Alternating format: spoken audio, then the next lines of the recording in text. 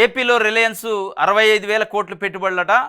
ముఖ్యమంత్రి చంద్రబాబు సమక్షంలో ఎంఓయూ 500 ఆధునిక బయోగ్యాస్ ప్లాంట్లు ఏర్పాటు చేస్తారట.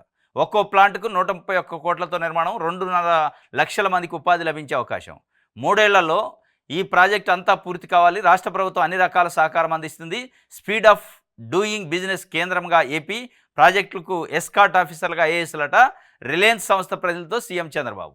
పెట్టుబడుల సాధనలో ఆంధ్రప్రదేశ్ మంచి జోరు మీద ఉందని ముఖ్యమంత్రి చంద్రబాబు నాయుడు అన్నారు. రాష్ట్ర ప్రభుత్వం నూతనంగా తీసుకొచ్చిన పారిశ్రామిక పాలసీలు సత్ఫలితాలను ఇస్తున్నాయన్న అభిప్రాయాన్ని వ్యక్తం చేశారు. మంగళవారం సచివాలయంలో ఏపీలో 65,000 కోట్లతో కంప్రెస్డ్ బయోగ్యాస్ ప్రాజెక్టు ఏర్పాటుకు ప్రభుత్వంతో రిలయన్స్ ఇండస్ట్రీస్ ఒప్పందం చేసుకుంది. సీఎం చంద్రబాబు సమక్షంలో ఎంఓయూ జరిగింది.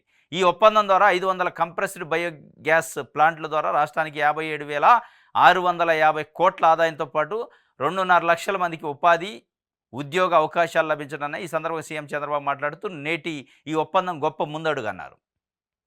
ఇది నిన్న ఆంధ్రప్రదేశ్ ప్రభుత్వం చంద్రబాబు నాయుడు గారి ఆధ్వర్యంలో రిలయన్స్ ఇండస్ట్రీస్తోనే ఒక ఒప్పందం చేసుకుంది.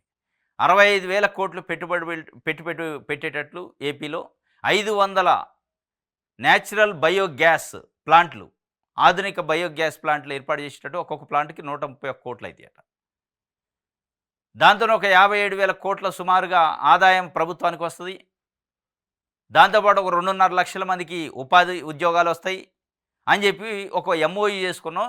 ఇది ఆంధ్రప్రదేశ్లో నేను ముఖ్యమంత్రి అయిన తర్వాత తీసుకొచ్చిన నూతన పారిశ్రామిక పాలసీ, పెట్టుబడిదారీ పాలసీ యొక్క ఫలితాలు వస్తాయి, జోరు మీద ఉందని చెప్పిండు. ఎస్, ఉంది జోరు మీద.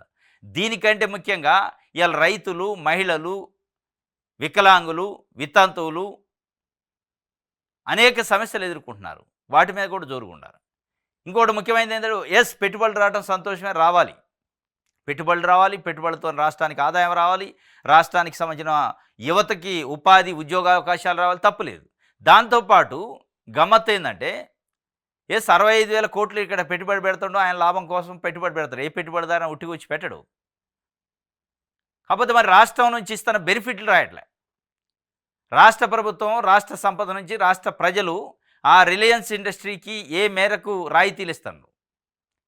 30% వరకు, 40% వరకు రాయితీలు ఇచ్చే అవకాశం ఉంది. అది నీళ్ల విషయం కావచ్చు, కరెంటు విషయం కావచ్చు, భూమి విషయం కావచ్చు, న్యాచురల్ సంపద, సహజ సంపదకు సంబంధించి అన్నీ కూడా ఈ ప్రజల ఆస్తులు. ప్రజల ఆస్తులను ఒక ప్రైవేట్ కంపెనీకి దారాదత్తం చేస్తారు. అది చెప్పట్లే, మనకి వచ్చేది చెప్తున్నారు.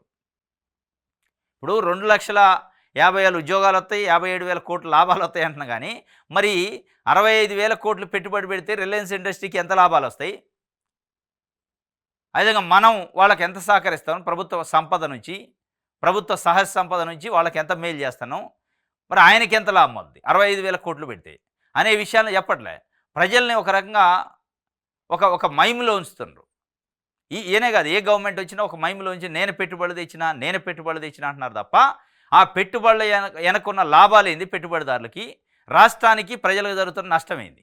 రాష్ట్రము ప్రజలకు సంబంధించిన సంపద ఎంత దోచుకుంటున్నారు? వచ్చేది ఉద్యోగాలు వస్తాయి, తప్పదు. ఉద్యోగాలు వస్తాయి, కొన్ని ఒక 2 లక్షలు, 2.5 లక్షలు వస్తాయి. అదే ఆదాయం కూడా వస్తుంది. దీనికంటే మించి వాళ్ళు సంపాదన ఉంది, అది కూడా చెప్పాలి. అది చెప్పట్లే. ఇది 65 కోట్లు అయితే పెట్టుబడులు ఒక ముందడుగు పడిందని రాశారు.